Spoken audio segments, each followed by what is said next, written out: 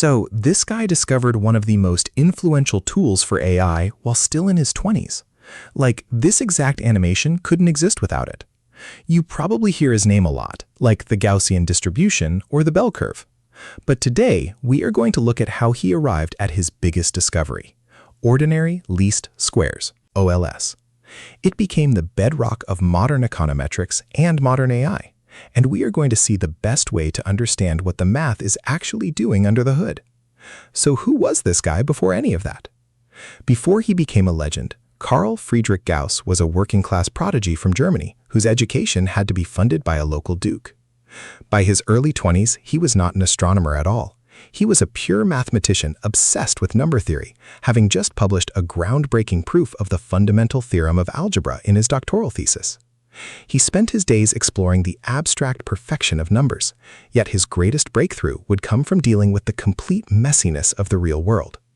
So what pulled a pure mathematician into the real world? That messy reality arrived in 1801, when astronomers lost track of Ceres, a newly discovered dwarf planet, as it passed behind the glare of the sun. They had only a few weeks of observations before it vanished. The standard methods of the era, which relied on Kepler's nonlinear equations, struggled because the telescopic coordinates contained unavoidable measurement errors. Every astronomer who tried to extrapolate the orbit ended up with wildly different predictions. So how did Gauss succeed where everyone else failed? Gauss realized the core issue was not the optics, it was how they handled the noise in the data. He approached the problem backwards. Instead of forcing a rigid geometric path through flawed data points, he accepted that every observation contained a mix of true position and random error. His process involved setting up a system of equations where the true orbital parameters were the unknowns, aiming to find the specific path that minimized the disagreement between the predictions and the recorded numbers. Gauss calculated the expected coordinates for Ceres this way, and when the astronomer Franz Xaver von Zach pointed his telescope at the predicted spot in December 1801, Ceres was almost exactly there. But did Gauss actually get the credit for this? But Gauss didn't publish any of this. In 1805, Adrien Marie Legendre published the method first and gave it the name least squares. Gauss only described his version in 1809, claiming he'd used it since 1795, but he had no notes to prove it. Historians generally accept that Gauss did use the method earlier in private. Still, Legendre published first, so credit today is split. Legendre for the method's public debut, Gauss for the theory that came after. So what does this method actually look like in practice? Now let's get into the math itself, since this is really where Gauss's contribution shines. To understand the method, let's look at a familiar 2D graph, like plotting housing prices against square footage. When we map these coordinates, they form a scattered cloud. If we want to draw a straight line through this data, we have to measure the vertical distance from our line to each actual point. This distance is the residual. If we simply add these distances together, positive errors above the line cancel out negative errors below it, which can make a mathematically terrible model look perfect on paper.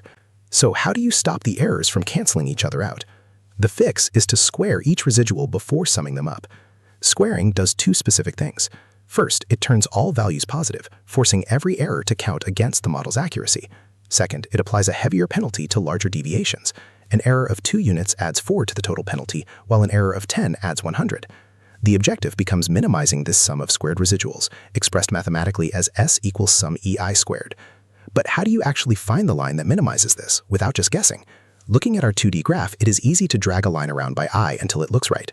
But how does a computer, or Gauss with paper and pencil, calculate the exact line without guessing? To answer that, we have to leave the 2D space of our data and enter the 3D space of our errors. Imagine a three-dimensional landscape where the flat ground represents every possible value for our line's slope and intercept. The vertical axis represents the total error. So what does this error landscape actually look like? Because we squared the residuals, this error landscape forms a smooth, convex bowl known as a paraboloid. Every point on that 2D data graph contributes to the shape of this 3D bowl. The absolute lowest point at the bottom of this bowl represents the unique combination of slope and intercept that yields the smallest possible error. To find that exact bottom coordinate without manually testing thousands of values, we use calculus. So how does calculus pinpoint that exact spot? At the very bottom of the bowl, the terrain is completely flat. The slope is 0 in all directions. We take the partial derivative of our total error with respect to the intercept and set it to 0, then do the same for the slope. In linear algebra terms, this process projects our noisy data vector perpendicularly onto the subspace of our model variables. So just how good is this estimator that Gauss built?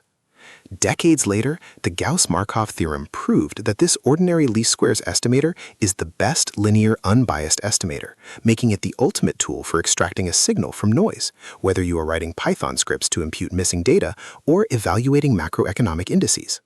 But does this method work for every kind of problem?